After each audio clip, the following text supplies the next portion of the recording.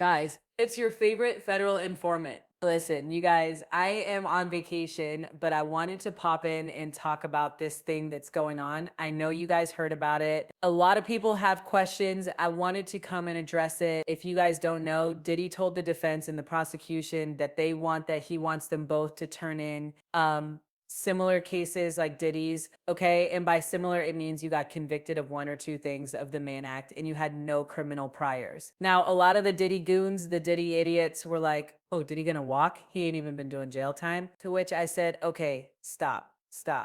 Okay, Diddy might have beat Rico and it was a it was a crushing blow to victims, to women, or to anybody that doesn't stand with abuse, right? Did he beat Rico? But there's more to that story. But Present, let's stick and on no topic. longer has a voice And who will apparently the pursue jury said justice we for don't her care what happened accusation. with Jade and Cassie, but because As you of were the their taken against boyfriend Diddy, or their man, no I guess you expansion own of the them and you can investigation, do what you no want. isolation However, the orders, one thing that no kept coming equipment up that a lot of access, people no overlooked was suspension of that he attorney was convicted on communication. two major sex crimes. The Mann Act, they are major federal crimes. Okay. And I did some research. I talked to my legal people and I took notes. So, whenever I take notes, this is going to be good. Okay. Now, what did the judge ask for? He asked for comparable case law or statistics on similar man convictions.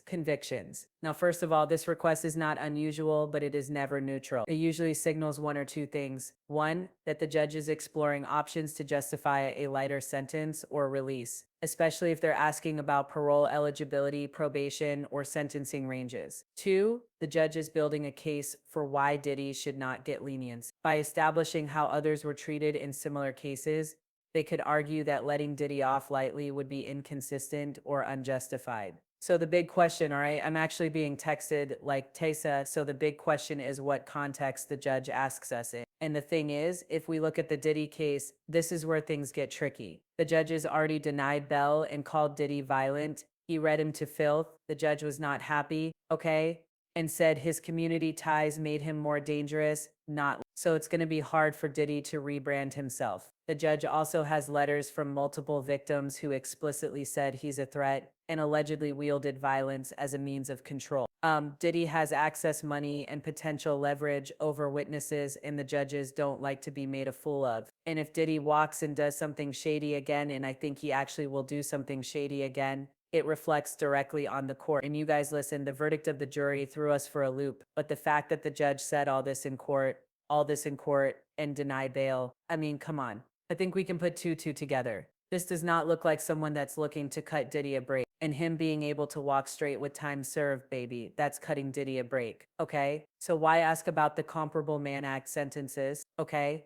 They said, listen, Tissa, there's three possible reasons. One, judicial cover. That the judge might personally feel parole is risky, but is giving the appearance of objectivity by asking both sides for precedence. That way, no one can claim bias later. Now, he might be appealing his decision for when he sentences him. If Diddy's team appeals any eventual sentence, the judge can say, I reviewed the sentencing ranges and outcomes for similarly situated defendants under the Mann Act, and the sentence falls squarely within that range. Or the judge also might be testing boundaries. Maybe the judge is trying to find out how lenient or harsh they can go without being reversed. They could be considering probation in theory, but still leaning towards prison unless Diddy's team provides extraordinary mitigating evidence. Now let's talk about that mitigating evidence. Remember when I told you guys that Diddy's team, I believe, are trying to shut up any content creators that are still criminal with them, and they feel like if they shut down the content creators, then they can start on this rebrand. Think about it. You shut us up by July, August, September, and then you got a little bit of October to get this Mother Teresa Hail Mary that they think is going to wipe Diddy's record clean. Unfortunately, a lot of evidence that the jury wasn't, a lot of witness statements and affidavit that the jury didn't see. The judge is privy to all that, and all that is going into his decision. Okay, so again, I actually said, but do you really think there is any type of risk of Diddy walking with just parole? I said no. But I had to take it to the people that actually practice law, and they said right now, Tissa, it is super low. And I'm like, okay, but why? Because y'all also said it was super low that he was going to beat the Rico charger. Well, that's Present, not true. and no They said the longer has a Cassie voice charges who were will super pursue low. They justice said, for her one, the Mann accusation. Act is a serious federal As of the charge, taken and against even though it's Diddy, sometimes no used expansion of the strategically in civil or investigation, hybrid no cases, isolation judges orders, take it very no seriously equipment when paired with access, violence no and pattern suspension of attorney behavior. Judge Aaron, communication. when did he was asking for bail, said not only is he violent, but there is a pattern of violence. Public sentiment. They also will take this it's low because public sentiment and visibility are sky high, and the DOJ knows this is a credibility test. Again, remember Maureen Comey said this is chilling for victims. It will have a chilling effect. And if the judge already said Diddy is violent and a threat and denied bail and then suddenly letting him walk would make the judge look wildly inconsistent unless new facts came to light. So what do we think about the judge?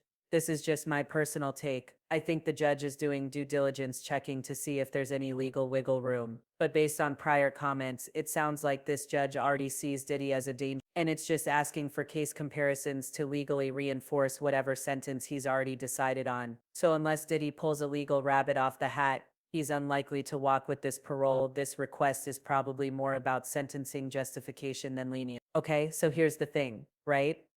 Okay, what type of language, and I just want to refresh your memory, the type of language that slams the door on parole or probation. And listen, let's get into this. He said Diddy was a batterer. This is not just commentary. That is legal language or phrase. It suggests a pattern of violence, not a one-time incident, and the judge is accepting allegations as credible and maybe treating them as established facts for purposes of sentencing or bail decision. And it undercuts any claim that did violent behavior is isolated, provoked, or misunderstood. Judges should casually just don't throw out that word unless they wanted to stick around on the official record. He also said your client admitted he is violent and tried to preemptively enter a batter program. This is huge because pre-sentencing rehabilitation attempts like enrolling in a battery program are often seen by judges as damage control and not sincere. The fact that Diddy knew to enroll in that program shows consciousness of guilt. He anticipated legal trouble. Admission of violence undercuts any I didn't do it or this was exaggerated. And if the judge believes the admission wasn't just PR but rooted in truth, it justifies custodial sentencing over any community supervision. Okay? Now also the judge said this type of violence comes suddenly, quickly, and with no warning. That's a judicial finding of dangerous. They said that the phrasing means that the judge believes that he is not in control of his violence and that his behavior escalates. It's impulsive and it's unpredictable. Judges use this language to justify detention, especially in bail or sentencing memo. It also implies that even if he's calmed down, he could explode at any moment, which is true, and we can't risk that in the community. That is a direct argument against probation. Now, when you hear all that, I have to ask you, does this sound like a judge that's gonna let Diddy? I mean, let's be serious. Even though I'm scared for the Diddy goons. What are they gonna do? Hold a visual, be standing outside with a boombox begging for him to be let out of jail? I can't wait to see this. They said so again.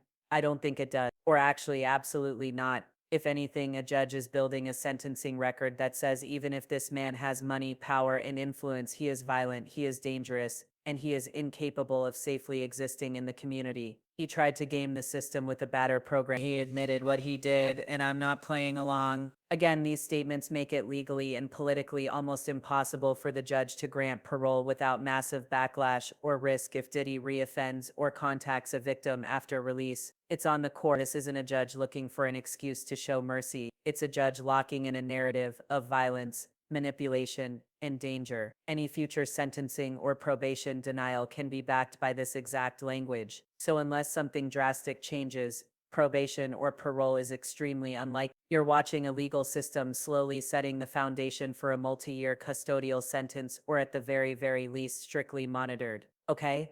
Strictly monitored movements. Again, listen, at the end of the day, I don't know. It is what it is. We are expecting that Diddy will actually do some jail time. I don't think that the judge is actually going to take the time and go through all this and make all these notes just to let him out on the public. Now, did he really offend? That's a different subject. 100% think he thinks he will, but you never know. Maybe in Mark Agnifilio's loving arms, he has found a new version of himself, because we know that Mark is doing his best to uplift that man. Anyway, y'all let me know what you think in the comments. I'll talk to you all later.